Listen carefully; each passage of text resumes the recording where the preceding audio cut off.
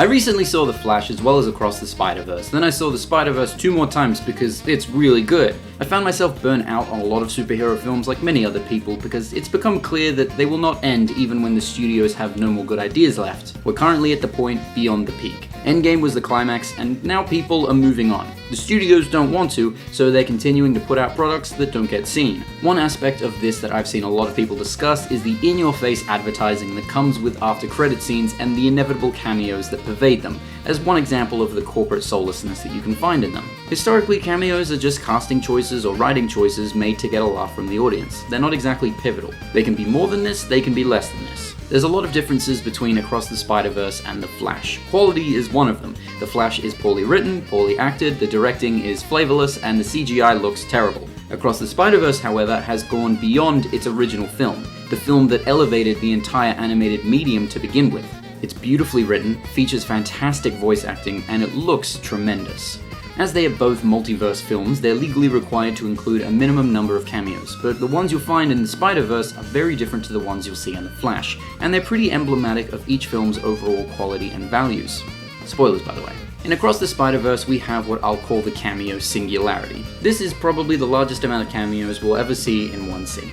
It's a chaotic, messy few minutes designed to overtake Miles' senses as well as our own. This is a place crawling with the quippiest heroes you'll find from each of their own dimensions, and they're all telling jokes. This scene is supposed to be overwhelming, but there is so much happening here at every moment that I couldn't even glean half of it after 3 sessions. But this isn't the important part. Donald Glover playing a live-action Prowler is not what I was expecting to see here, but I loved it. This cameo is fantastic because it works on 3 different levels. Number 1 is that it's referential. Miles Morales wouldn't exist as a character if it weren't for Glover's campaign to play Spider-Man in 2010. Number 2 is emotional. The chaos of the prior scene gets slowed to a crawl as Miles comes face to face with a version of his uncle that's still alive. You feel the weight of the scene and you sit with it.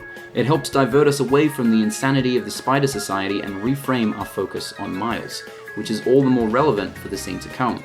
Number 3 is in foreshadowing. It begs the audience to ask the question, if Uncle Aaron is alive in one dimension, what if that could be true for others? The last one I want to talk about is during Miguel O'Hara's presentation of the canon. He shows Miles the truth that applies to all Spider people. People they love will die, they will fall in love, and a police captain close to them will be killed. During this, we see a scene of Andrew Garfield crying over the dead body of Captain Stacy in Amazing Spider-Man. This works so well because it's not just proving to Miles that the canon is real or inevitable, it proves to the audience. This film focuses a lot on what we as the viewer expect to happen in a Spider-Man film.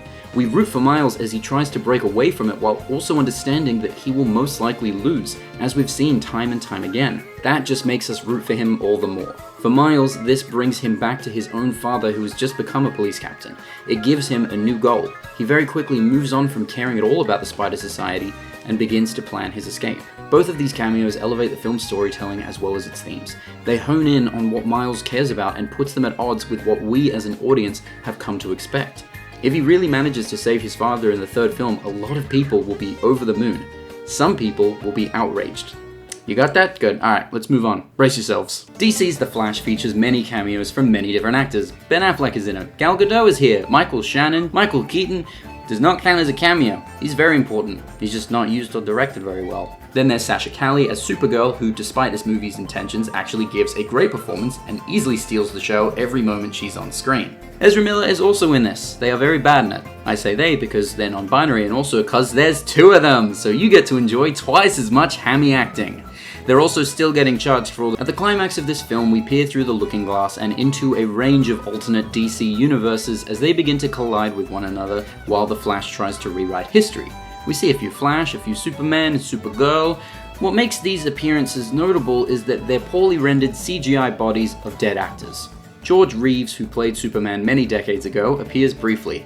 The legacy of Superman is deeply embedded in his life as well as his death in a very depressing way, making this a very tone-deaf and slimy move. We then see Christopher Reeve and Helen Slater. Reeve also died a long time ago. Then there's my personal favorite, CGI Nicolas Cage appearing as a version of Superman that has never existed before, fighting a massive spider in the Fortress of Solitude.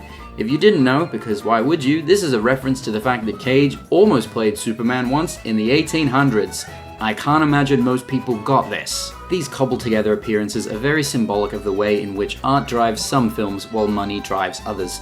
This is a real-life graveyard that has been turned into a haunted house that you pay entry to. It's not cinema, it's the studio jumping up and down and saying, "Hey, well, look at them! You know them! They were in that other thing that we made like 30 years ago. Whoa!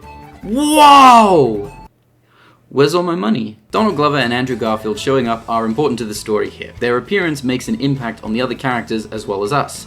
This menagerie of uninspired nonsense is exactly what people are sick of. It's what's driving them away from superhero films. It's becoming apparent to a lot of people that the only reason these films get made is because the studio demands it, rather than there being any real story to tell here. And yet the Spider-Verse saga continues to set the bar for quality on all fronts as well as the box office. DC's The Flash is a testament to a lot of what is wrong with modern day filmmaking.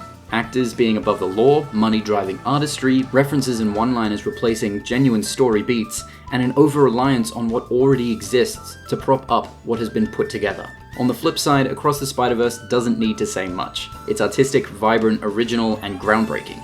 It will continue to change its medium for the better and encourage other studios to break away from their structures. Hopefully. The Flash is everything bad we've already seen before and not a lot of good. The Spider-Verse is just changing the game. It is breaking away from what we know and daring to do something new. And yeah, somehow cameos. Yeah, that's it. I got nothing else to say. Hey, if you like this video, there's a bunch of buttons below. Go fucking hit them. As many as you want. I don't care. Just do it. Bye.